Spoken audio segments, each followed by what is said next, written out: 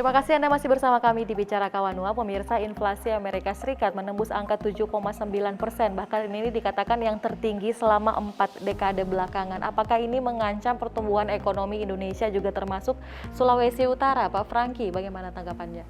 Ya, memang kalau kita bicara inflasi pasti sangat erat kaitannya ya dengan pertumbuhan ekonomi suatu negara. Nah tentunya kita melihat pertanyaan dari Regina tadi bahwa apakah inflasi yang terjadi di Amerika akan berpengaruh tentunya secara signifikan ke Indonesia. Tentu saya pikir bisa saja ya kalau umpamanya memang ada hubungan kerjasama ya antara Indonesia dan Amerika, dan saya tahu ada ya untuk ekspor impor. Dan ya kalau inflasi itu sendiri kan kita tahu bersama bahwa berarti akan terjadi kenaikan harga barang di sana. Ya. Dan itu bagi importir di Sulawesi Utara khususnya atau di Republik Indonesia tentunya akan sedikit mengalami gangguan juga, karena pasti itu akan berpengaruh pada harga beli dari importir Sulawesi Utara, karena pasti lebih tinggi dibanding dengan harga normal sebelumnya ya. Dan importir harus berpikir ekstra keras ya, karena dengan harga beli yang cukup tinggi berarti kan nanti sebentar barang jadi yang tentu diproduksi importir, misalnya bahan baku gitu yang dibeli tadi dari Amerika, tentu pasti akan mengerek harga jual yang nantinya akan ditetapkan oleh si importir itu untuk pasar dalam negeri dan khususnya pasar Sulawesi Utara. Dan ini harus pinter-pinternya importir melihat bahwa kalau umpamanya barang dan bahan baku atau bahan penolong itu masih bisa tersedia di pasar dalam negeri, mungkin bisa melihat juga, atau misalnya kalau umpamanya ada bahan penolong, bahan baku yang tersedia di daerah-daerah dalam negeri kita dengan harga yang masih bisa bersaing, tentu bisa menjadi pilihan.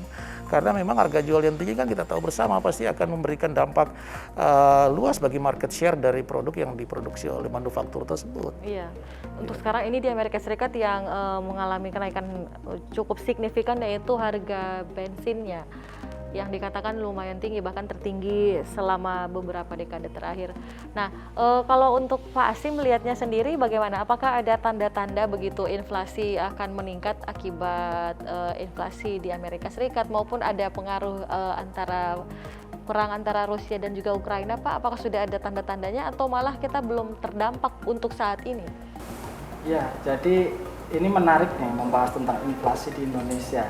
Jadi kita menghitung basket komoditas untuk inflasi itu lebih dari 300 jenis barang yang kita catat setiap minggu, bahkan setiap bulannya itu kita mengkompilasi data-data harga dan kita setiap bisa minggu turun ke lapangan cek harga begitu Pak ya? Betul. Yeah. Jadi BPS melakukan survei mingguan untuk inflasi maupun ada 2 mingguan, ada bulanan. Di sana kita bisa melihat bahwa perkembangan harga-harga relatif sangat terkendali sepanjang pandemi COVID-19. Salah satu keuntungan kita adalah di tahun 2020 ketika pandemi sudah melanda, kita mampu bertahan dengan ketahanan pangan yang sangat baik. Waktu itu produksi padi kita juga cukup bagus. Ini karena ada stimulus bantuan sosial untuk para petani kita, sehingga petani bergairah. Dan itu bisa berdampak pada nilai tukar petani yang kita bisa raih di atas 100 sepanjang tahun 2021. Dan pemulihan ini di sektor pertanian ternyata berdampak juga kepada sektor-sektor perdagangan. Bahan baku, kemudian bahan penolong untuk industri pengolahan dari produk-produk pertanian kita juga relatif tersedia sepanjang pandemi COVID-19. Oke, baik. Berarti untuk saat ini Pak belum ada tanda-tanda begitu berpengaruh ke pertumbuhan ekonomi di Sulawesi Utara. Untuk misalnya inflasi yang ada di Amerika Serikat yang begitu tinggi bahkan sepanjang 4 dekade terakhir itu belum sama sekali begitu mempengaruhi signifikan di daerah kita. Iya, karena posisi harga-harga barang kita relatif terjaga di sini. Artinya beberapa produk dari Amerika ini tidak terkait langsung dengan industri pengolahan di kita sebenarnya. Baik. Tapi kita tetap waspadai karena era sekarang ya kita harus betul-betul bisa membaca situasi terkini yang terjadi di global. Perang Ukraina Rusia mungkin tidak berdampak langsung, tapi mungkin nanti akan ada dampak lebih lanjut pada perekonomian kita. Itu perlu kita antisipasi.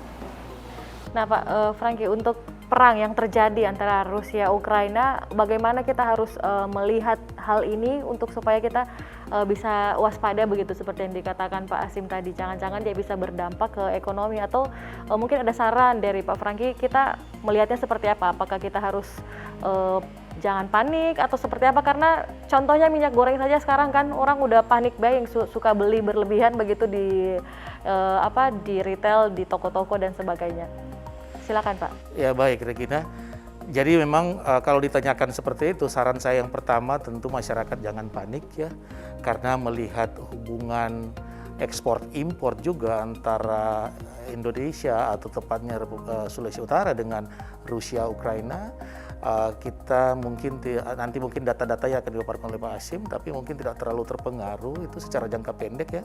Tapi tetap kita harus mewaspadai itu, karena pola ekonomi global kalau itu berpengaruh ke Amerika, berpengaruh ke Uni Eropa, dan berpengaruh ke negara-negara Timur Tengah misalnya, kalau ada campur tangan nanti Timur Tengah ke daerah konflik, pasti itu akan berdampak. Cuma kita harus petakan dulu dampak jangka pendek maupun jangka panjang. Memang secara jangka pendek kita belum terasa, tapi kita harus antisipasi. Karena pola ekonomi yang saya katakan tadi, kalau dia berdampak ke Uni Eropa dan kita nanti ada hubungan kerjasama dengan Uni Eropa, dan pasti itu akan berdampak ekspor impor kita. Tadi saya katakan kalau umpamanya ekonomi Uni Eropa tertekan dan kita melakukan impor gas alam misalnya dari Uni Eropa, pasti kan akan membebani, atau minyak dari Uni Eropa pasti akan membebani biaya produksi manufaktur yang ada dalam negeri, dan otomatis tadi saya katakan tadi bahwa kalau harga beli meningkat ya, biaya produksi meningkat, logis bahwa itu pasti akan membebani harga jual yang akan ditetapkan oleh manufaktur kita, dan ujung-ujungnya adalah konsumen. Dalam hal ini yang akan terbebani ya masyarakat kita. Jadi secara jangka pendek kita jangan dulu terlalu khawatir, tapi kita harus meningkatkan kapasitas ekonomi kita, industri kita tetap perkuat, kualitas produk tetap kita perkuat. Kita tahu bahwa pemerintah itu sangat gencar sekali membuat kerjasama, pelatihan untuk meningkatkan kualitas produk dari manufaktur kita, agar supaya tujuannya untuk bisa bersaing dengan pasar luar negeri. Tapi apakah ada ketergantungan kita, misalnya untuk Sulawesi Utara atau Indonesia terhadap barang-barang dari Amerika Serikat misalnya? Tapi kita akan cari tahu setelah ini ya, pemirsa, jangan kemana-mana, tetap bersama kami di Bicara Kawanua.